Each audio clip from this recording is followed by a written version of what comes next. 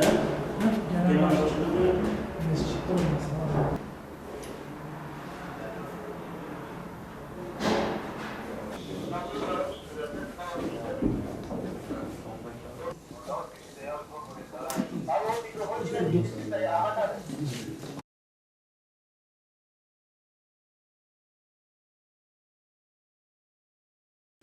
Değerli basın mensupları, malumunuz olduğu üzere Türkiye 16 Nisan'da sandık başına gidecek.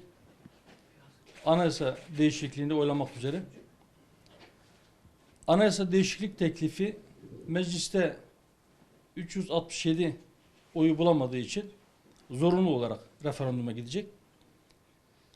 Anayasa değişikliğinin gerek komisyonda gerekse Meclis Genel Kurulu'nda görüşüldüğü ve tartışıldığı esnada bazı gerginlikler yaşanmış. Görmek istemediğimiz manzaralar, görüntüler ortaya çıkmıştı. Anayasa değişikliğinin meclis safhası geride kaldı. Şimdi sıra millette, milletin söz söylemesinde. Hemen belirtmeliyim ki bizler gerek komisyonda, gerekse Meclis Genel Kurulu'nda ortaya çıkan görüntülerden, sergilenen tavırlardan rahatsız olduk. Şimdi aynı gerginliğin yeniden oluşturmaya çalışılmasını, halk oylaması esnasında da gerginlik oluşturulmasını doğru bulmadığımızı belirtmem gerekir. Herkes halkın tercihine saygı göstermeli. Hiç kimse kendisi gibi düşünmeyenleri hain olarak ilan etme hakkını kendinde görmemelidir. Evet diyenlerin de, hayır diyenlerin de kendilerine göre farklı farklı gerekçeleri olduğu ihtimali gözden uzak tutulmamalıdır. Anayasalar toplumsal talep ve ihtiyaçlar doğrultusunda vücut bulan mutabakat metinleridir. Bu durum en önemli hukuk ve siyaset belgesi olan anayasaların dayatmacı ve vesayetçi olmayan katılımcı bir anlayışla hazırlanmasını zorunlu kılmaktadır. 1982 Anayasası'nın belirtilen nitelikleri taşımadığı açıktır. Darbe zihniyetinin tüm olumsuzluklarını bünyesinde barındıran bu anayasa halen de her alanda var olan sorunları, var olan krizlerin ana sebebidir.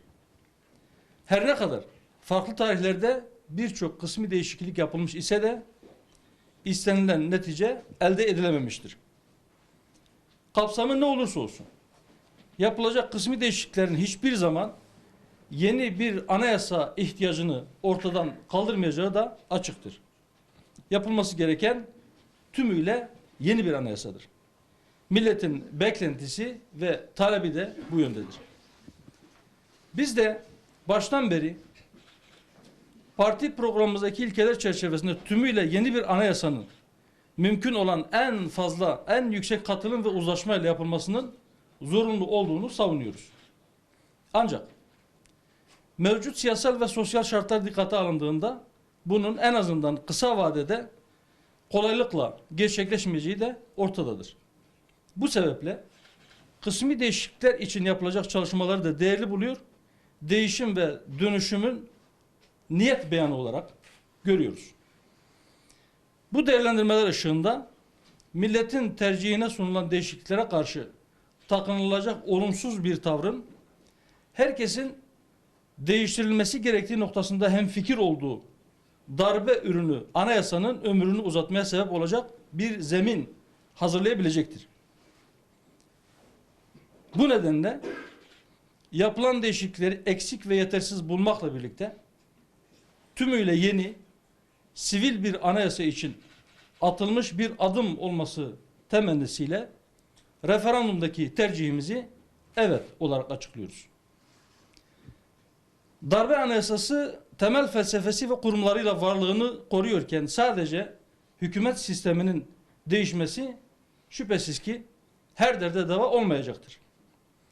Ayrıca başta siyasi partiler kanunu ve seçim kanunları olmak üzere diğer bazı yasalarda da en kısa sürede değişiklik yapılması bize göre zorunlu hale gelmiştir.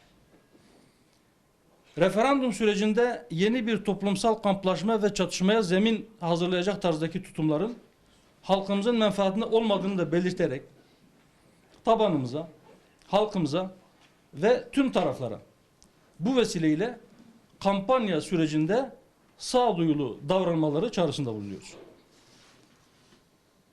Değerli basın mensupları, katılımınız için teşekkür ediyorum. Bu konuyla ilgili varsa sorularınız, onları da cevaplayacağız inşallah.